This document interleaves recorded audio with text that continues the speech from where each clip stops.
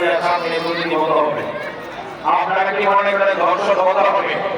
যদি তাই মনে করেন তাহলে আপনাদের অগ্রগতির জন্য অগ্রগতির জন্য ছোট্ট একটা রিপোর্ট তাহলে আপনাদের সামনে দাঁড়িয়ে চাই। সোনাবাড়ি এলাকার শিক্ষিত জনগণ, আপনারা গুগলে সার্চ দিবেন, গুগল আছে না, এই গুগলে সার্চ দিবেন, দিয়ে দেখবেন পৃথিবীতে সবচেয়ে বেশি ধর্ষণের ঘটনা কোন দেশে ঘটে। 10টা দেশের নাম আপনি লিখবেন, শীর্ষ 10টা ধর্ষণকারী দেশ নাম।